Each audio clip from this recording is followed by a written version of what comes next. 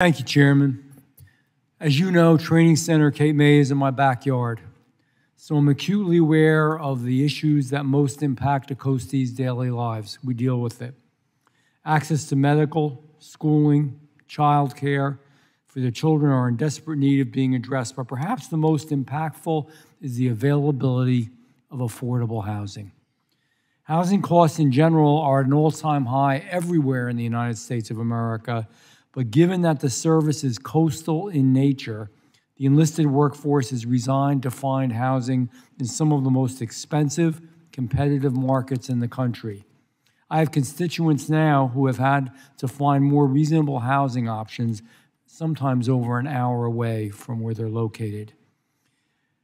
The continental United States cost of living allowance is a taxable supplemental allowance for U.S. military members designed to help offset the price of living expenses in the highest coast locations in the continental United States.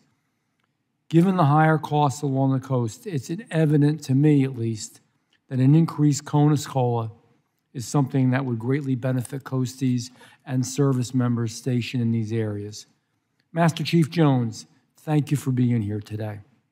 I'm aware that the Coast Guard is concerned with being viewed as receiving preferential treatment. You don't. But I know that we're all concerned, always, about everything.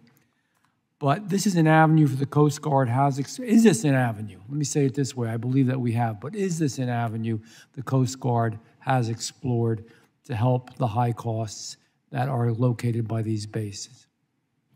Thank you, Congressman. And yes, sir, when it comes to our basic allowance for housing and our cost of living allowances, we work hand in hand with the Department of Defense on those avenues. We are absolutely, I do believe COLA is an avenue in the continental United States where typically we did not receive COLA in a lot of the CONUS places.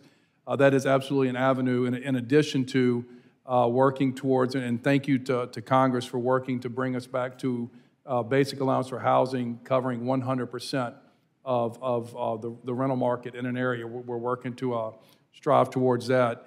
I will say in an area like Cape May, as you know well, thanks to your support, that's one of our really good news housing stories, the Coast Guard housing there in Cape May. Our folks absolutely love living there. We have in Cape May, we have what we call a lot of repeat offenders. They go to Cape May, then they leave kicking and screaming, and they can't wait to come back to Cape May and be assigned there.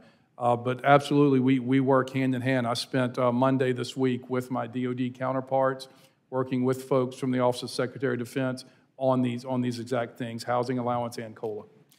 I appreciate it, and hopefully we can work it out. Count me in any way that we can help.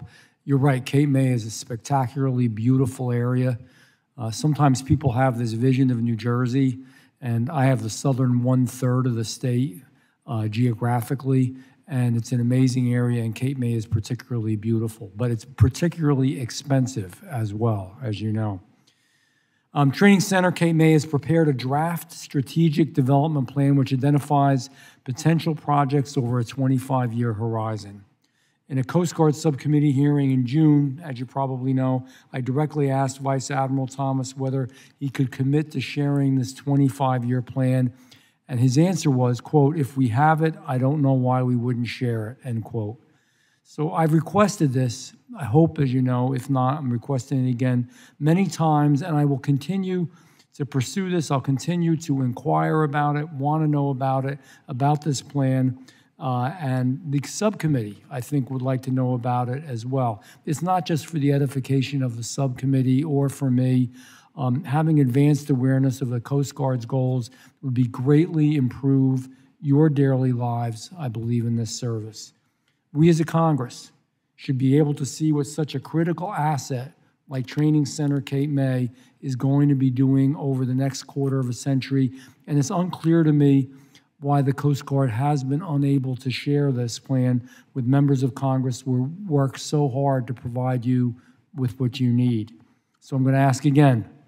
And I appreciate a follow through. Vice Admiral Allen, will you commit to me and this committee that you and your team can provide a copy of the Strategic Development Plan for Training Center Cape May as soon as possible. Or, in all honesty, notify me, and that wouldn't be terrible. We should know, though, if there is not such a plan, or if that plan is not operative, it's not functional, if it's something that would just lead us astray, and if it would, then where do we go from there? Sir, thank you for that question, and thank you more for the support you're providing to help us change the facilities there. I would tell you that that is a plan that I am looking into and is under development. I think we have some key pieces there as we start talking about the barracks, but we need additional money just to do some of the planning as we look at the facilities we need for our members there to train and be able to do that year-round. So yes, sir, I commit to come over. I'll sit with you. I'll show you what we have right now, and I'll talk to you about where we're going to develop a more comprehensive plan that looks at that whole plant. And I would appreciate that, so if you would contact my office, yes, I would love to look at that, and what we could share with the chairman and the rest of the committee would appreciate that as well. As you know, I am supportive, and quite frankly, for those who haven't been to the barracks, and I will end with this, Chairman, for those that haven't been to the barracks, it does need some help, it does need some work, it could be better, especially for training year-round. Cape May, beautiful, kind of rough in the wintertime. I appreciate you being here, and I yield back to the Chairman.